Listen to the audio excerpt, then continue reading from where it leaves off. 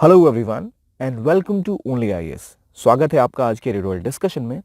और आज हम तीन आर्टिकल्स प्राइमरीली डिस्कस करेंगे। पहला बात करता है फर्टिलिटी रेट के डिक्लाइन के बारे में, उसका क्या प्रभाव हो रहा है इकोनॉमीज के ऊपर और कैसे जो एक परसेप्शन है वो कुछ हद तक गलत है। दूसरा, पेरियार के परसेप्शन, पेरियार की जो प्रिंसिपल्स उसके बारे में पढ़ेंगे। तीसरा, तमिलनाडु गवर्नमेंट ने एक ब्रेकफास्ट इनिशिएटिव स्टार्ट किया बच्चों के लिए, जिसमें उनको मिड डे मील के अलावा सुबह नाश्ते में भी फ्री में खाना खिलाया जाएगा, नाश्ता कराया जाएगा। तो वो उसका क्या रेलेवेंस है, क्यों इंपॉर्टेंट है, इन तीनों को जानेंगे। एक और बात कि सुमित सर ये लेक्चर मंडे से दोबारा स्टार्ट करने वाले हैं, तो स्टार्ट करते हैं आज का डिस्कशन। सबसे पहला आर्टिकल जो आज हम डिस्कस करेंगे वो बात करता है फर्टिलिटी रेट के डिक्लिनेशन के बारे में, कि फर्टिलिटी रेट डिक्लाइन कर गई है और इसका क्या प्रभाव होता है दुनिया भर के ऊपर। रिसेंटली जब national family and health survey आया था तो उसमें इंडिया की भी जो देखा गया कि जो फर्टिलिटी रेट है उसमें काफ़ी कमी देखी गई। फर्टिलिटी रेट मतलब प्रजनन दर, कितने बच्चे पैदा हो रहे हैं ऑन एन एवरेज, उसकी बात होती है। तो एक पॉइंट में एवरेज 5 से 6 हुआ करता था इंडिया का, अभी वो 2 के आसपास घूम रहा है।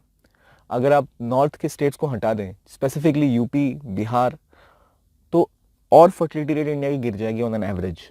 तो फर्टिलिटी रेट गिरने का कारण क्या है? इसका मतलब होता है कि अब स्कूलिंग की एज बढ़ गई है तो लड़कियां और लड़के ज़्यादा उम्र में शादी कर रहे हैं, ज़्यादा हेल्थ फैसिलिटीज़ हैं, तो लोगों को उतने बच्चे करने की आवश्यकता नहीं है, कॉन्ट्रासेप्शन की अवेलेबिलिटी है, ये सभी चीज़ें हो रही हैं। लेकिन इसका फ़ायदा अभी तक हमें पता है कि पॉपुलेशन बहुत ज़्यादा होने से किसी भी देश के ऊपर एक एडिशनल प्रेशर क्रिएट होता है। पॉपुलेशन बॉम्ब जिसे कहते थे पहले, कि इतनी ज़्यादा जनसंख्या है, उसको मैनेज करना, उसके लिए रिसोर्सेज इकट्ठा करना, उनके लिए हर सेवाएं प्रदान करना काफ़ी मुश्किल होता है किसी भी देश के लिए। तो इसलिए कम पॉपुलेशन के साथ देश के लिए आसानी रहती है। एक पॉइंट ऑफ टाइम पे ये थ्योरी थी। फिर एक थ्योरी आई डेमोग्राफिक डिविडेंड की। डेमोग्राफिक डिविडेंड ये होता है कि अगर आपकी जनसंख्या में एक बड़ा प्रोपोर्शन वर्किंग एज है, यानी 15 से लेकर 59 एज ग्रुप का है, तो यानी बहुत से लोग आपके देश में काम कर सकते हैं। और अगर वो लोग स्किल्ड होंगे तो वो पूरी दुनिया का वर्कफोर्स बन सकते हैं और काफ़ी ज़्यादा पैसे कमा के काफ़ी ज़्यादा इकोनॉमी को ग्रो कर सकते हैं, इकोनॉमी के लिए सेव कर सकते हैं, जिससे आगे वाली जनरेशन जो डिपेंडेंट है अभी, फॉर एग्जाम्पल जो बूढ़े हो जाएंगे, जो एजिंग पॉपुलेशन है, या फिर जो बच्चों की पॉपुलेशन है 0 to 14, वो जब ग्रो करेगी तो उनके लिए इकोनॉमी एक बेहतर स्थिति में होगी, बेहतर ट्रांजिशन कर पा रही होगी। अगर आपके पास एक अच्छी वर्किंग एज पॉपुलेशन है तो जो पीरियड होता है जब you have a large section of working age population, it is called as a scenario where you have a demographic dividend. तो भारत में अभी जो कॉन्सेप्ट था डेमोग्राफिक डिविडेंड का, कि एक बड़ी वर्किंग एज पॉपुलेशन है, युवा पॉपुलेशन है, जिसका फायदा हम उठा सकते थे किस चीज के लिए? ग्रोथ के लिए, इकोनॉमी को रन करने के लिए। लेकिन अगर आपके पास वो सिनेरियो नहीं है तो एक टर्म आता है डेमोग्राफिक डिजास्टर। अगर आप उसको मैनेज नहीं कर पाते हैं, तो उस पॉपुलेशन को स्किल नहीं कर पाते हो, तो क्योंकि इतनी अराजकता फैल जाएगी, इतनी समस्याएं बढ़ जाएंगी। लेकिन एक और समस्या ये है कि अगर आपकी पॉपुलेशन वर्किंग एज में, ओल्ड एज में ज़्यादा है, यानी 59 प्लस मेजर पॉपुलेशन है, 30% मान लो या 25% या 50% मान लो, तो बहुत ज़्यादा पॉपुलेशन आपकी डिपेंडेंट हो जाएगी, जो आपकी वर्किंग एज पॉपुलेशन पे डिपेंड करेगी कि वो आपकी इकोनॉमी को रन करें और इनको भी सहायता प्रोवाइड करें। तो जब आप उस स्टेज में पहुंचते हैं, उस ट्रांजिशन में होता है, तो जनरली कहते हैं इकोनॉमी की ग्रोथ खराब हो जाती है। जब तक वर्किंग एज पॉपुलेशन ज़्यादा है, आप ज़्यादा ग्रो करेंगे, ज़्यादा आसानी से आपके पास सेविंग्स होंगी, क्योंकि लोग जो वर्किंग एज पॉपुलेशन के लोग हैं वो सेविंग्स भी ज़्यादा करते हैं, इकोनॉमी ग्रो भी करती है। इसका एग्जाम्पल आप देखो तो चाइना में जब डेमोग्राफिक डिविडेंड रहा और वो भी धीरे धीरे एज कर रहे हैं, उनकी पॉपुलेशन भी, मीन पॉपुलेशन, तो उनकी पॉपुलेशन 10% से ऊपर सही सालों तक चली। इंडिया में वर्क अभी डिविडेंड है तो इट्स लाइक हमने भी 9% तक देखा और 7-8 के आसपास एवरेज रखा, 9 तक का भी एवरेज रखा। We'll move positively. कंपेयर करो अगर आप जापान से या फिर जो और मेच्योर्ड इकोनॉमीज हैं, तो वहाँ पे 0% की ग्रोथ देखी गई कई सालों तक, क्योंकि ग्रोथ फिर कम होती है वर्किंग एज पॉपुलेशन कम होने के बाद, ये नॉर्मली देखा जाता है। लेकिन इस आर्टिकल में जो चीज़ें डिस्कस की गई हैं वो चीज़ें डिस्कस करती हैं कि हमेशा जब फर्टिलिटी रेट डिक्लाइन करती है, आपकी वर्किंग एज पॉपुलेशन थोड़ी सी कम हो जाती है, ज़रूरी नहीं कि आपकी अर्थव्यवस्था पे यही प्रभाव हो। ये जनरल पॉइंट ऑफ व्यू है। हालांकि इनमें से काफ़ी कुछ होता है, लेकिन ज़रूरी नहीं तो कि यही हो। इस आर्टिकल में स्कॉलर डिस्कस करते हैं कि एक आपकी इकोनॉमी स्टेबल हो जाती है, यानी आपकी पॉपुलेशन में स्टेबिलिटी आ जाती है, तो वो ज़रूर अच्छा है आपके लिए। और ग्लोबल पॉपुलेशन को आप देखें तो फर्टिलिटी रेट कम हो रही है और पॉपुलेशन बढ़ रही है। इसकी क्या वजह दिख रही है आपको? देखो ग्लोबली ना, जैसे यूरोप की बात कर लो, चाइना की बात कर लो, इंडिया की बात कर लो, एक बड़ा इलाका है जहां बड़ी पॉपुलेशन रहती है। यूएस, इंडिया और चाइना तो मेन है। यहाँ पे क्या आप देखोगे कि फर्टिलिटी रेट पिछले सालों की तुलना में डिक्लाइन हुई है, मगर इनका डिक्लाइन कवर अप कौन कर रहा है? इनका डिक्लाइन कवर कर रहा है अफ्रीका की कंट्रियां। और यूरोप वाले जो थे वो पहले उस स्टेज में पहुंच चुके हैं। रशिया की बात कर लो, स्कैंडिनेवियन कंट्रीज की बात कर लो, वहां ऑलरेडी पॉपुलेशन गिर रही है। तो वो उस स्टेज में बहुत पहले पहुंच चुके थे जहां इंडिया और चाइना से देश आज पहुंच रहे हैं, जिनकी इकोनॉमी का लेवल मेच्योरिटी की तरफ बढ़ रहा है। इंडिया का तो कम, चाइना का ज्यादा।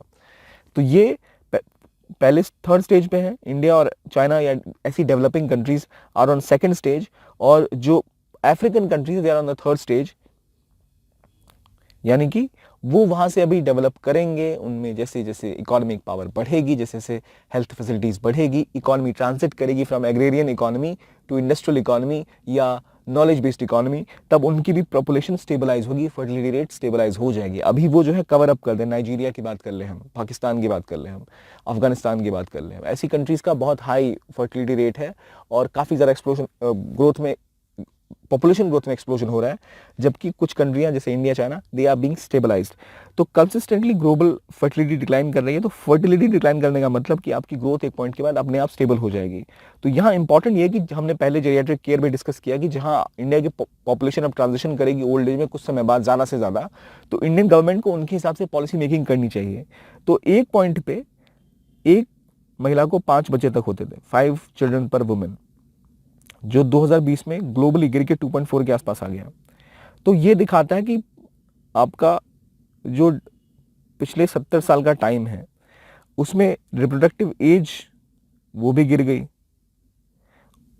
रिप्रोडक्टिव एज मतलब जिन समय में एक महिला एक बच्चे को जन्म दे सकती थी, क्या उस एज में वो शादी कर रही है? नहीं। पहले महिलाओं की शादी, लड़कियों की शादी जल्दी होती थी, सो रिप्रोडक्टिव एज बहुत सारी होती थी। देन इट गॉट डिक्लाइंड क्योंकि उनकी एज बढ़ी शादी की ऑन एन एवरेज, एंड उसी हिसाब से आप देखते हैं बच्चे भी कम हुए। और अभी ग्लोबल फर्टिलिटी रेट 2.4 है। याद रखिए, इसमें आप एशिया से लेके अफ्रीका और सबका एक एवरेज निकालते हैं। तो generally it has decline much more in western countries. अब धीरे धीरे एशिया में भी डिक्लाइन हम देख रहे हैं।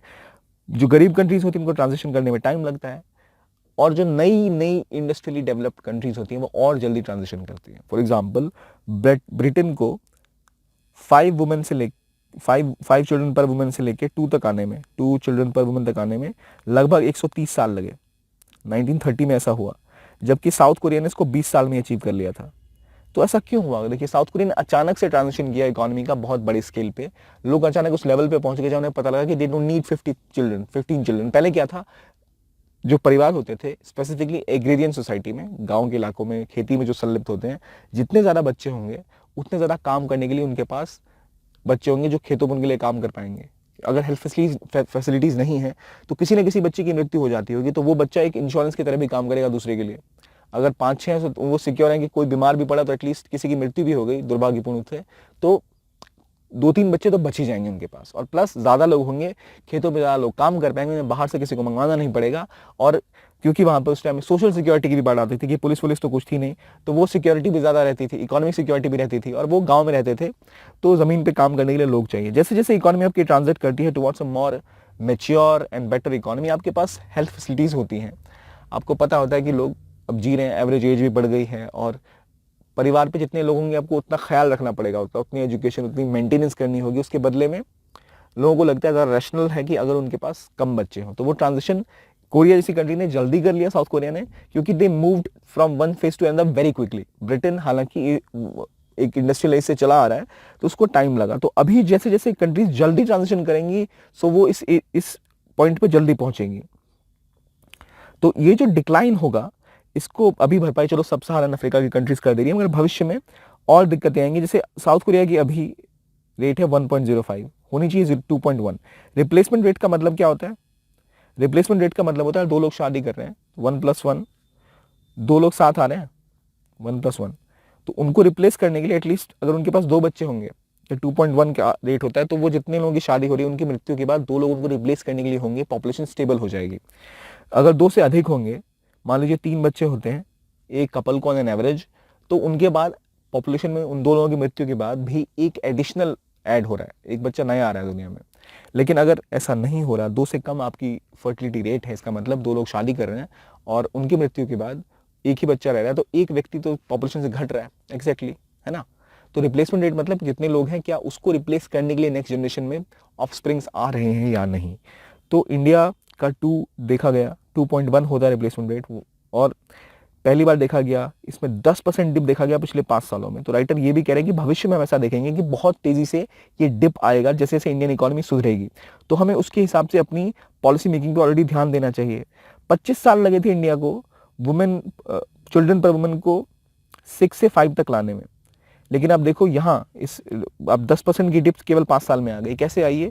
क्योंकि आपकी इकोनॉमी मैच्योर हो गई, लोगों के पास हेल्थ फैसिलिटीज हैं, और जो आपकी मेजर इंडस्ट्रियल स्टेट हैं साउथ वाले, केरला की बात कर लें, तमिलनाडु की बात कर लें, उन्होंने बहुत पहले ही अचीव कर लिया था। अभी 5 जहाँ ज़्यादा फर्टिलिटी रेट है, फर्टिलिटी रेट से ज़्यादा जहाँ पे एरिया है वो है बिहार, मेघालय, उत्तर प्रदेश, झारखंड और मणिपुर। और इन राज्यों में कॉमनैलिटी क्या है? मणिपुर की देखिए 2.2 है, झारखंड की 2.3 है, जनरली जल्दी ही ये 2.1 तक पहुंच जाएंगे। बाकी राज्यों में जिनकी हाई है, रीजन क्या है? वहाँ पे अनएम्प्लॉयमेंट बहुत ज़्यादा है, गरीबी बहुत ज़्यादा है, हेल्थ इंफ्रास्ट्रक्चर अच्छा नहीं है, कंट्रासेप्टिव्स अवेलेबल नहीं है, नॉर्मली अभी भी सोशल टेबू है। ये सब चीज़ें अगर आप सही करते हैं तो अपने आप की पॉपुलेशन स्टेबलाइज कर जाएगी। तो हमें पता है क्यों डिप आ रहा है फर्टिलिटी रेट में, क्योंकि कॉन्ट्रासेप्शन उपलब्ध है। अब आपके पास एवरेज स्कूलिंग एज बढ़ गई है, तो लड़कियां ज़्यादा दिन स्कूल में रहेंगी, फैमिली शादियां बाद में कराएगी। रिप्रोडक्टिव एज ऑलरेडी कम होगी इनके पास to have kids, and plus ज़्यादा देर से शादियां होंगी तो बच्चे कम होंगे। हेल्थ केयर बेटर है, उसका प्रभाव भी होता है। अब बच्चों की मृत्यु एट अ नीटल स्टेज, मतलब शिशु वर्ग में बहुत कम होती है, नवजात शिशु की मृत्यु कम होती है। तो आपको पता रहता है कि children will sustain. And then mean average age बढ़ गई है औरतों की, पुरुषों की, सभी की, तो उससे ऑलरेडी ये कम हो रहा है। बाकी इकोनॉमिक रोल भी फैमिली का चेंज हो गया है, अर्बनाइजेशन हो गया, उसका प्रभाव होता है। तो इन सभी कारणों से आप देख रहे हो एक फर्टिलिटी में लगातार डिप देखने को मिल रही है। अब बात आती है इसका क्या आर्थिक प्रभाव होगा, economic implication. Generally demographic transition का एक पॉजिटिव इंपैक्ट होता है, क्योंकि एक मेजर पोर्शन जो आपका वर्कफोर्स का है वो मॉडर्न सेक्टर्स में मूव करता है। खेती छोड़ के आप फैक्ट्रीज में काम करने लगते हैं, इंडस्ट्रीज में काम करते हैं, इसलिए इकोनॉमिक डेवलपमेंट बढ़ती है, वुमेन एजुकेशन बढ़ती है, तो आपकी फर्टिलिटी रेट डिक्लाइन करती है, इससे और फर्टिलिटी रेट कम हो जाती है। अगर महिलाएं भी काम कर रही हैं, वो भी व्यस्त हैं, वो भी अलग अलग एरियाज में संलिप्त है, उनके पास भी एक एजेंसी है कि वो डिसाइड कर पाए कि उन्हें कितने बच्चे चाहिए या नहीं चाहिए, तो उस हिसाब से आपकी अर्थव्यवस्था जैसे आगे की तरफ बढ़ेगी, उस प्रकार से आपकी स्टेबिलिटी और बढ़ेगी पॉपुलेशन में, आपकी फर्टिलिटी रेट और डिक्लाइन करेगी बढ़ने के मुकाबले। तो जैसे जैसे फैसिलिटीज़ बढ़ती हैं, इन्वेस्टमेंट बढ़ता है, ये चीज़ें बदलती चली जाती हैं। लेकिन लोअर फर्टिलिटी का एक और है केस, कि जैसे जैसे लोअर फर्टिलिटी रेट आपकी बढ़ती जाएगी, आपके पास वर्किंग एज पॉपुलेशन को मेंटेन करने का, कि उनकी प्रोपोर्शन ज़्यादा हो बाकियों के मुकाबले, वो एक कम पीरियड में होगा। उसके बाद डिपेंडेंट पॉपुलेशन बढ़ जाएगी, बच्चों की और बुजुर्गों की। तो जब आपकी वर्किंग एज पॉपुलेशन बढ़ जाती है, ज़्यादा लोग किस वर्ग में होते हैं? 15 से 59, तो आपकी इनकम इन्वेस्टमेंट बढ़ जाती है, क्योंकि लोग डिपेंडेंट कम है, ज़्यादा लोग कमा रहे हैं। भविष्य में बूढ़े हो जाएंगे लोग या फिर बच्चे रहेंगे, तो वो ज़्यादा कमा नहीं सकते, तो उनको चाहिए सेविंग्स, जो बची हुई है दे कांट रियली सेव। तो यहाँ आर्टिकल बात कर रहा है कि अगर आप अभी वर्ल्ड वाइड देखें तो जापान पहली कंट्री थी जिसने फर्टिलिटी रेट का दंश झेला था, उनकी ग्रोथ रेट 0 हो गई थी सालों तक। साउथ कोरिया ने हालांकि देखा है कि वो इस डेमोग्राफिक इशू को, इस फर्टिलिटी रेट के डिक्लाइन को बेहतर तरीके से मैनेज कर पा रहा है। They have seen some growth, 0 minus से लेके ना अगर आप देखो तो वहां उन्होंने प्लस 0.57 या प्लस 0.14 की ग्रोथ थोड़ी बहुत रजिस्टर करते हैं। उनकी सिचुएशन थोड़ी बेटर है, because they have believe that कि वो जो डेमोग्राफिक कोलैप्स होता है, डेमोग्राफिक कोलैप्स मतलब आपकी फर्टिलिटी रेट गिर जा रही है, और आपकी एक मेजर, क्योंकि आपके देश में हेल्थ फैसिलिटीज़ बेहतर होती है तो ज़्यादा दिनों तक लोग जिंदा रहते हैं, तो लोग 90 ईयर्स या 95 ईयर्स के काफ़ी टाइम तक रह जाते हैं, जिसकी वजह से एवरेज एज ज़्यादा होती है पॉपुलेशन की, 70 प्लस लोग बहुत सारे होते हैं। और क्योंकि फर्टिलिटी रेट कम है तो बच्चे कम पैदा होंगे, और वर्किंग एज पॉपुलेशन श्रिंक कर जाती है, तो आपका जिसे कहते हैं डेमोग्राफिक कोलैप्स हो जाता है इकोनॉमी का एक तरफ से। तो अचानक से आप उसको कैसे रिप्लेस करेंगे? तो उसके लिए तरीका ये होता है कि आप टेक्नोलॉजी में निवेश करते हैं, आप रोबोटिक्स में निवेश करते हैं, आप एआई पे निवेश करते हैं, ताकि ये सब थोड़ा बहुत काम जिनके लिए आपको बहुत सारे वर्कर्स चाहिए, वो मशीनें आपके लिए कर पाएं। तो जापान और कोरिया दोनों ही टेक्नोलॉजिकली एडवांस कंट्रीज हैं, पर कोरिया ने इसको बेटर मैनेज करने की कैपेसिटी दिखाई है, क्योंकि समय के साथ उन्होंने देखा कि इसका प्रभाव उनकी इकोनॉमी पॉजिटिवली भी हुआ। क्योंकि जब आपकी इकोनॉमी या आपकी पॉपुलेशन ग्रो कर जाती है after point fertility rate decline कर गई, तो वहां पर गवर्नमेंट डेफिसिट बजट के बजाय सरप्लस बजट के सिनेरियो में पहुंच जाती है। और एक और बात जो आप देख सकते हैं कि जब आपका ऐसा चेंज हो रहा है तब वुमेन लेबर फोर्स में पार्टिसिपेट करने लगती है। उनके पार्टिसिपेशन से जो लोग कम हो रहे हैं उनका वो भरपाई कर देती है। ये क्या लॉजिक हुआ? लॉजिक ये हुआ कि जनरली जब होता था, आप इंडियन सोसाइटी देखो तो महिलाएं लेबर फोर्स का पार्ट नहीं है, लेकिन जब आपकी फर्टिलिटी रेट गिर चुकी है तो और आपके पास वर्किंग एज पॉपुलेशन ज़्यादा लोग नहीं है, स्पेसिफिकली मेल, तो फीमेल पार्टिसिपेशन काफ़ी बढ़ जाती है और वो उसको बैलेंस आउट कर देती है। इसके अलावा आपके इमिग्रेंट्स आ जाते हैं बाहर से, मूवमेंट फ्रॉम आउटसाइड, जिसकी वजह से वर्कर्स आपके फिल हो जाते हैं। और क्योंकि आपकी प्रोडक्टिविटी का स्ट्रक्चर बदल जाता है, इकोनॉमी का स्ट्रक्चर, एआई की बात आ गई, वो सब चेंज होता है, लेकिन इसके बावजूद कुछ जो बदलाव ऐसे रह जाते हैं, जैसे हमने देखा वुमेन आ गई, टेक्नोलॉजी आ गई, इमिग्रेंट्स यानी बाहर से लोग आए काम करने के लिए, पर फिर भी एक समस्या रहती है। जो एक कॉन्सिक्वेंस रह जाता है ये है कि क्रिएटिव कैपेसिटी गिर जाती है, कि ये कुछ स्कॉलर्स का कहना है। जैसे कि ये कॉन्सेप्ट है unintended consequences of declining population, ये लिखी है एक इकोनॉमिस्ट चार्ल्स जोन्स ने। इन्होंने कहा है कि अगर फर्टिलिटी रेट गिर जाएगी तो आपके देश के मानवता की टोटल ओवरऑल क्रिएटिव कैपेसिटी गिर जाएगी। यानी एआई रोबोटिक्स कितना भी लगा लो, उनके पास ये क्षमता नहीं होती कि वो कुछ रचना कर सकें। क्रिएट करने के लिए you need human. So technological advancement से आप प्रोडक्टिविटी को बूस्ट नहीं कर सकते आफ्टर अ पॉइंट। वो एक ही काम बार बार करेंगे पर कोई नया आइडिया डेवलप नहीं कर सकते। तो इसलिए अगर आपकी पॉपुलेशन एज कर रही है तो इनका मानना ऐसा है कि आपके पास फिर क्रिएटिव कैपेसिटी इकोनॉमी की गिर जाएगी, आप वो नई इनोवेशंस लेके नहीं आ पाएंगे जो एक country in better demographic dividend can do. So क्या दिक्कत है भाई? इसी पर देखा गया है कि हमेशा ऐसा नहीं है। एक और बुक है द ग्रेट डेमोग्राफिक रिवर्सल, ये लिखी है चार्ल्स गुडहार्ट और मनोज प्रधान ने। ये कहते हैं कि अगर फर्टिलिटी रेट गिरती है तो होता क्या है कि इन्फ्लेशन पर एक पॉजिटिव असर होता है, क्योंकि जब इनफर्टिलिटी रेट गिरेगी तो लोगों की वेजेस बढ़ जाती हैं, क्योंकि वर्कर्स कम है तो वो हाई डिमांड करते हैं। वेजेस बढ़ने के बाद जो अनएम्प्लॉयमेंट का इन्फ्लेशन है वो अलग तरीके का हो जाता है। यानी अब जो महंगाई है उसे आप मेंटेन कर सकते हैं, क्योंकि अनएम्प्लॉयमेंट रेट देश में बहुत कम हो जाती है, क्योंकि कम वर्कर्स हैं, फर्टिलिटी रेट कम है, आप ज़्यादा पे करेंगे तो महंगाई को आप बैलेंस आउट कर सकते हैं। It's a positive outcome of this. और पब्लिक फाइनेंस पे भी इन्होंने लिखा है कि जब आपकी फर्टिलिटी रेट गिर जाती है तो आपकी नॉर्मली जो आपकी गवर्नमेंट है उसका डेट कम हो जाता है, लोअर डेट, यानी उनका जो कर्जा है वो कम हो जाता है। और क्योंकि डिपेंडेंसी बहुत ज़्यादा है हाउस होल्ड और कॉर्पोरेट्स की, तो गवर्नमेंट एक तरह से सरप्लस में चलने लगती है, ना कि डेफिसिट फाइनेंसिंग में, क्योंकि अकाउंटिंग और महंगाई को आप बैलेंस आउट कर सकते हैं। तो इसीलिए बजट जो होता है वो कैसा बन जाता है, it moves from deficit to banking to surplus banking. और प्लस आपके ऊपर डिपेंडेंसी रेशियो बढ़ता जरूर है, लेकिन गवर्नमेंट का डेट, उनका कर्जा भी गिर जाता है, तो वो बेहतर स्थिति में होते हैं कुछ कदम उठाने की। जैसा आप साउथ कोरिया में देखो तो वो अगर गवर्नमेंट पे debt compare to let's say India या यूएसए, समय के साथ डेट और कमेगा, जबकि कंट्री लाइक इंडिया जहां पॉपुलेशन ग्रो कर रही है अभी और उन पे डेट टाइम के टाइम बढ़ता जाएगा, तो अगले जनरेशन के लिए उतना प्रॉब्लम है जितना डेट गवर्नमेंट के ऊपर होता है। So they are saying debt will reduce, that will help the economy in accounting itself. इसका नतीजा ये भी है कि हमें अब इससे निकलने का तरीका यह है कि हम एक सस्टेनेबल और साइंटिफिक तरीका ढूंढें इसको कम करने का, इसके प्रभाव को झेलने का। तो कैसा हो सकता है? ये कर सकते हैं कि अगर हम अपने दुनिया भर की न्यूट्रिशन में सुधार करें, हमें पता रहे कि जो भी बच्चे पैदा हो रहे हैं, जो भी ओल्ड एज में लोग हैं, उनकी न्यूट्रिशन अच्छी हो। उसके लिए अगर आप बचपन से ही प्रोग्राम ढंग के रन करें, इंश्योर करें कि उनकी डाइट अच्छी हो, उनकी लाइफ एक्सपेक्टेंसी ज़्यादा हो, और ओल्ड सिटीजन्स की भी प्रोडक्टिविटी हो। यानी old citizen they have a capacity to do things, but you have to ensure कि उनके पास वो साधन और वो तरीका हो जिसके थ्रू वो कार्य कर पाए। हमें लेबर मार्केट में रिफॉर्म करना पड़ेगा भविष्य को देखते हुए, और कई देशों ने जैसे कोरिया ने किया भी है कुछ हद तक। लेबर मार्केट में अगर आप ढंग का रिफॉर्म करते हो तो और ज़्यादा वुमेन आपकी वर्किंग एज पॉपुलेशन में आएगी, जो काम कर पाएगी। जो वर्किंग मदर्स हैं वो भी बेहतर तरीके से काम कर पाएंगी। जो एक आपके रिटायरमेंट की जब 60 है इकोनॉमी में, आप उसको आगे बढ़ा देते हो, 70 तक ले जा सकते हो। अगर आप वहाँ ढंग से हॉलीडेज और पैकेजिंग और पेंशन्स को मैनेज करो तो एक बड़े स्तर तक लोग काम कर सकते हो। जिनके पास जिस एज में एक्सपर्टीज है वो वहां से आप उनको इंक्लूड कर सकते हो in your working age population, और उससे आपका जो वर्किंग पॉपुलेशन का वॉल्यूम है, संख्या है, वो बढ़ जाती है।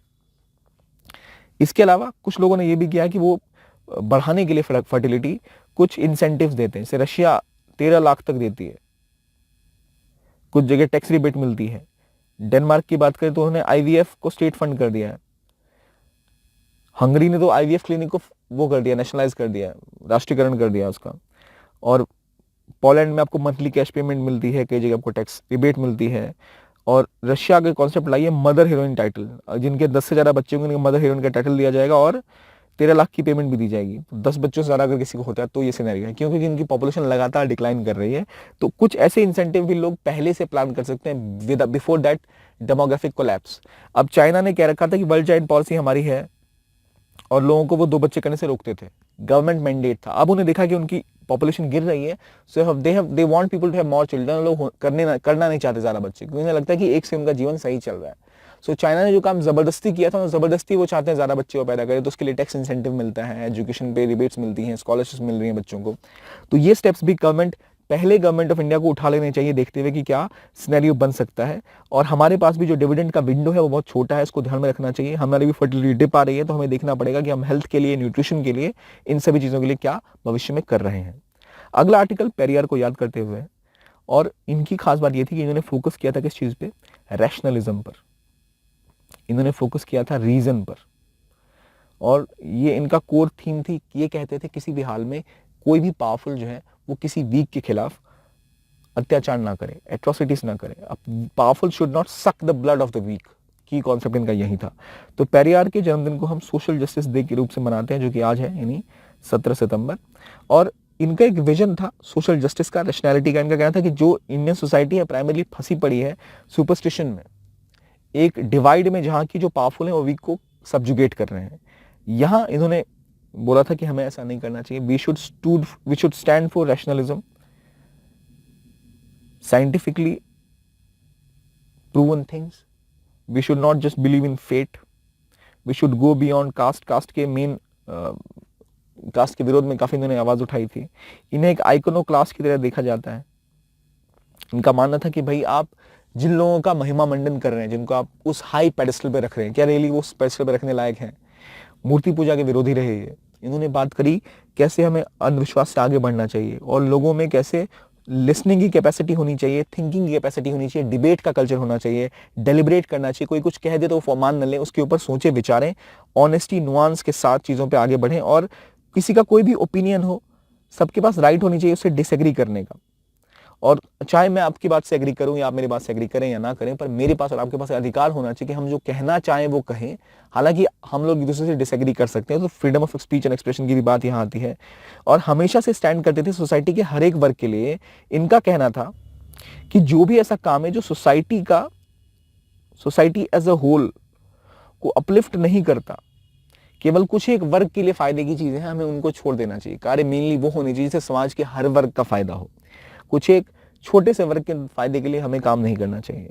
और ये खुद को एक आइकन की तरह नहीं देखते थे। जब एक स्पेसिफिक स्कीम आई थी तमिलनाडु में, तमिलनाडु के सीएम राजा गोपालचारी ने एक स्कीम लॉन्च की थी, कुला कलवी थिट्टम। इसके अंदर ये था कि जो बच्चे मान लो किसी भी परिवार से आते हैं, उनका कोई पारंपरिक कोई कार्य वो करते रहे, तो उनका कहना था कि आपके कास्ट के हिसाब से या आपके वर्किंग ट्रेडिशन के हिसाब से जो काम आप कर रहे हैं वो भी आपको सीखना चाहिए।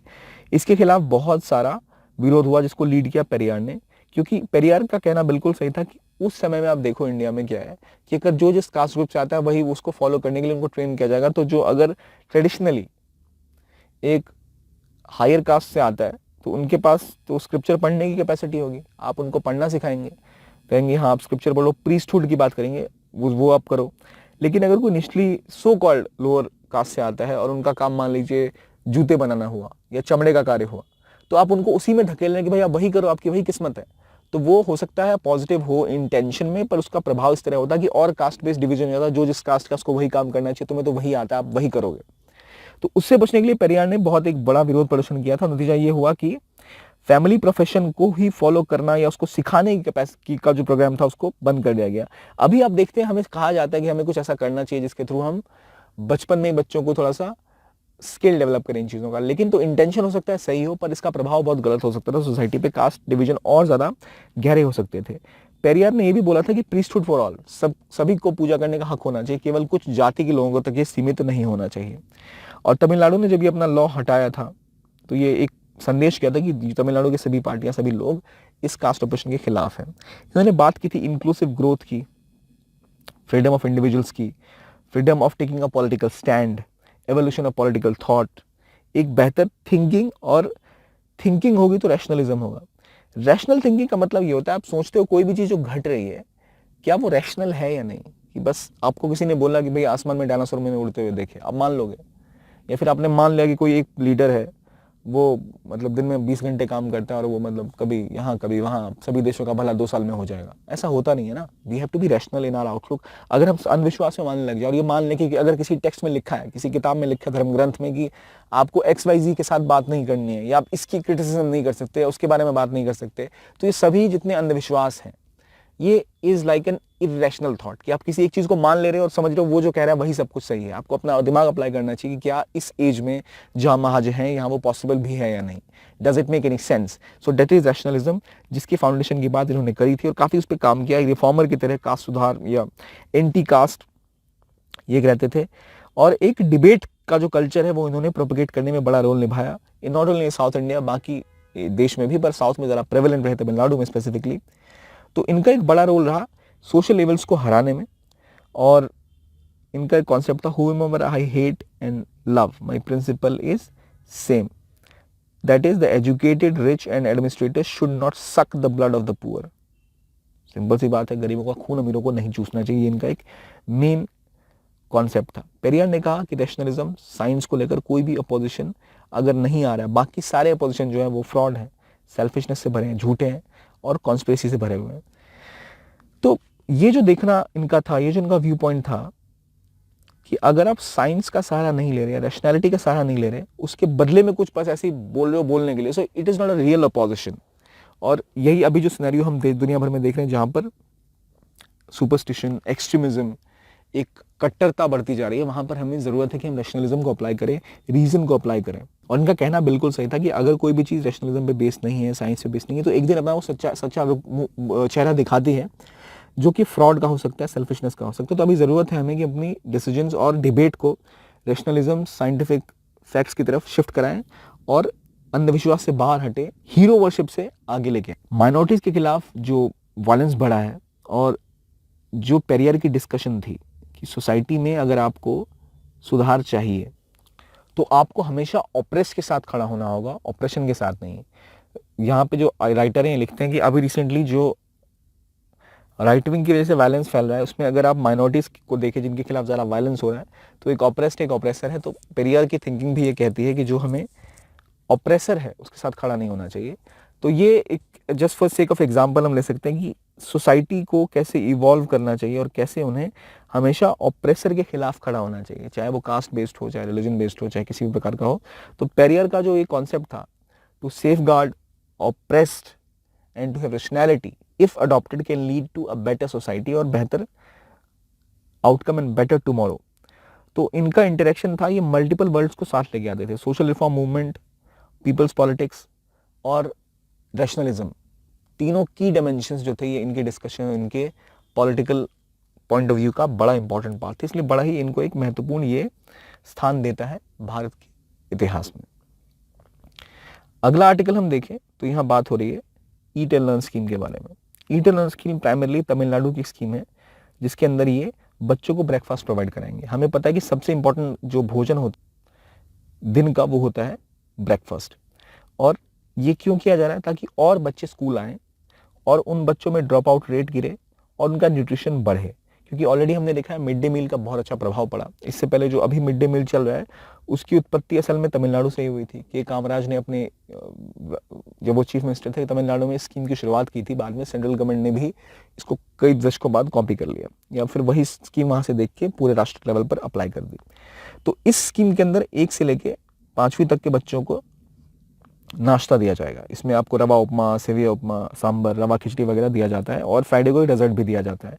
तो ब्रेकफास्ट अगर आप देते हो तो बच्चों को एक इंसेंटिव रहता है स्कूल आने के लिए, और इंसेंटिव अगर वो लेके आएंगे, एजुकेशन उनको मिलेगी ही, बाद में से न्यूट्रिशन भी मिलेगी, और ये न्यूट्रिशन एड ऑन की तरह काम करेगी विद MDM, क्योंकि मिड डे मील में जो न्यूट्रिशन मिलता था उसमें कुछ लेवल का कैलोरी, थोड़ा सा प्रोटीन मिलता था।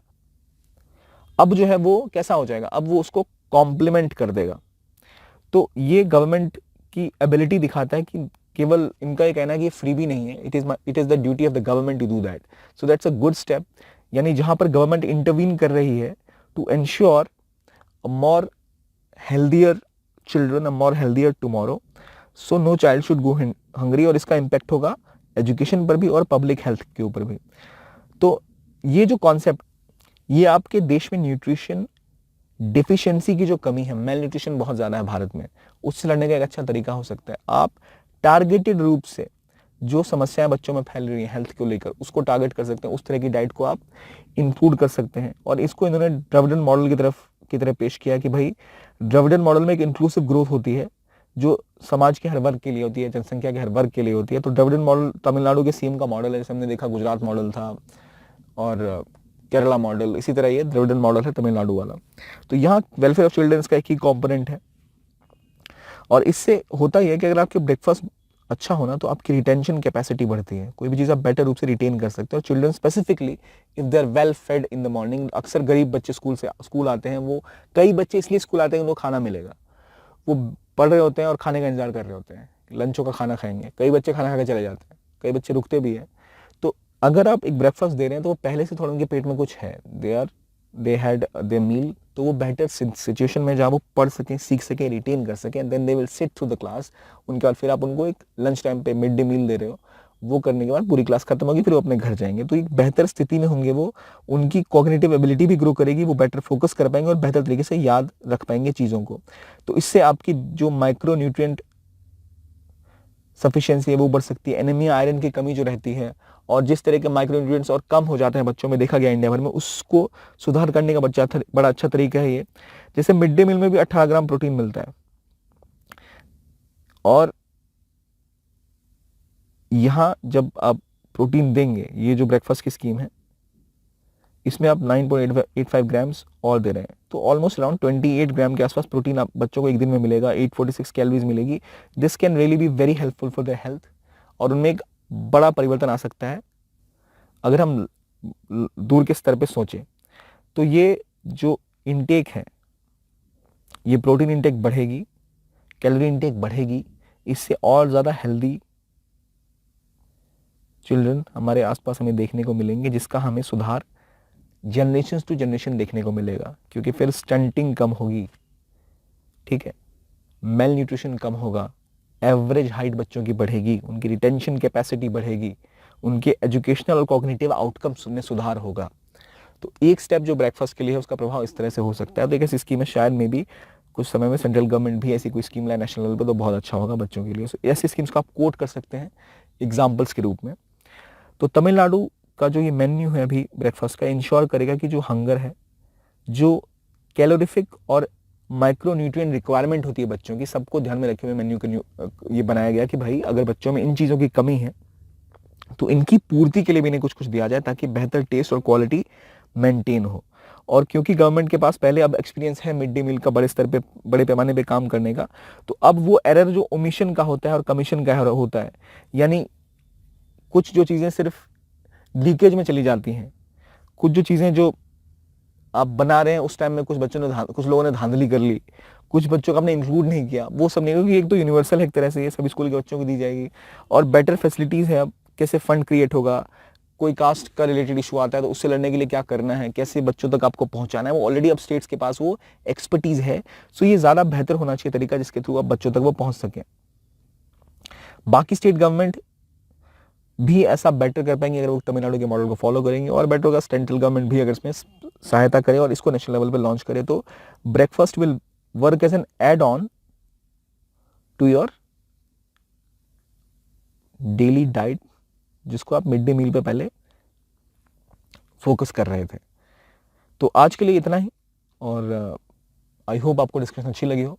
देखने के लिए बहुत बहुत धन्यवाद। Thank you very much and keep on watching only IAS।